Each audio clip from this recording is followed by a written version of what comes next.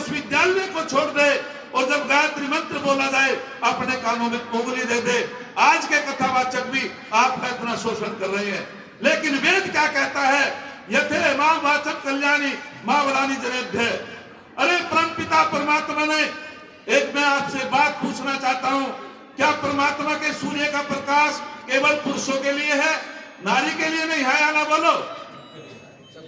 क्या परमपिता परमात्मा का चंद्रमा का प्रकाश केवल पुरुषों के लिए है या नारी के लिए नहीं? उसकी वायु केवल पुरुषों के लिए, नारी के लिए नहीं? अरे जैसे परमपिता परमात्मा के सारे पदार्थ सबके लिए है, ऐसे परमपिता परमात्मा का वेद ज्ञान सबके लिए है, सबके लिए ग्राह्य है।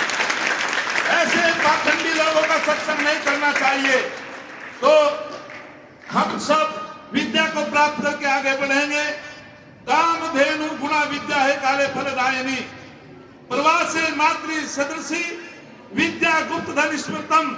आचार्य चाणक्य से पूछा गया कि कामधेनु नाम की गाय सुनी है साहब?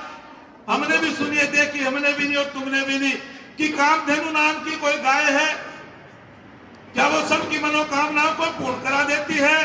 तो जब आचार्य चाणक्य ने कहा था कि सुनो दुनिया के लोगों, ऐसी गाय कोई नहीं हो सकती जो समस्त मनोकामनाओं को पूर्ण करा दे, समस्त इच्छाओं को पूर्ण करा दे। तो जब आचार्य चाणक्य कहते हैं यदि कोई समस्त कामनाओं को पूर्ण करा सकती है, इच्छाओं को पूर्ण करा सकती है, तो वे कहते हैं वो कामधेनु नाम की जो वस्तु है वो विद्या है। जो विद्या को प्राप्त कर लेता है उसकी सारी कामनाएं पूर्ण हो जाती हैं, उसकी सारी इच्छाएं पूर्ण हो जाती है। और विद्या कैसा धन है? विद्या एक गुप्त धन है जिसको राजा छीन नहीं सकता, भाई बंटवारा नहीं कर सकता, चोर चुरा नहीं सकता। और जैसे माँ अपने बेटे की रक्षा करती है, ऐसे विदेश में विद्या रक्षा करती है। अधिक न बोलते हुए जिस ऋषि दयानंद के हम पे उपकार, सबसे पहले स्वराज की घोषणा करने वाले स्वामी दयानंद थे। उन्होंने कहा था कि अपना देश ही, अपना राजा ही हितकर होता है। अरे 1857 की क्रांति जब हुई, 1857 की क्रांति में हमारे वीरों ने बलिदान दिए और जब अंग्रेजों का एक प्रकार से शासन हिल गया तो पता चला महारानी विक्टोरिया को, और महारानी विक्टोरिया ने कहा यदि बगावत कर दी भारत के वीरों ने तो निश्चित रूपेण हमें वहां से भागना पड़ेगा।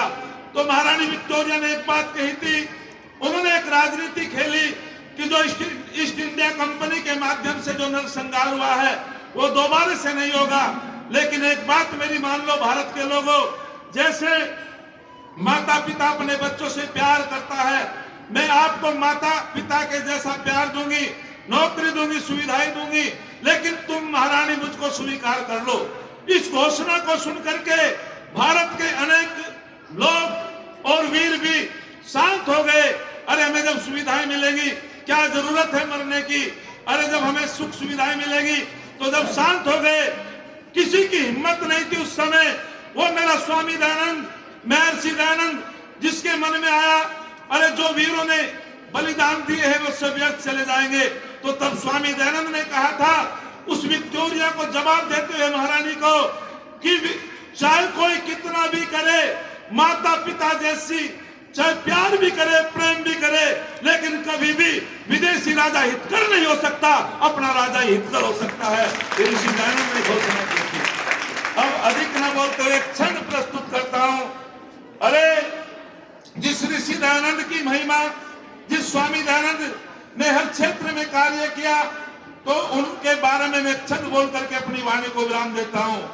अरे हम प्यादे थे, प्यादे कहते हैं सिपाहियों को, देवेंद्र भाई, प्यादे माने सिपाही। हमारे प्रधान जी बैठे जिले सिंह, ये उर्दू का शब्द है। अरे हम प्यादे थे, वजीरों में गिने गए। अरे हम फकीर थे, अमीरों में गिने गए। ऐ दयानंद तेरा सानिध्य क्या मिला? हम कांच के टुकड़े थे, हीरो में गिने गए। हम कांच के टुकड़े थे, हीरो में गिने गए। इसी ओम सम भ्राता देवेंद्र जी ने अभी संकेत करा मनवाणी को, मैं धारा प्रवाह परमात्मा में मिल करके बोलता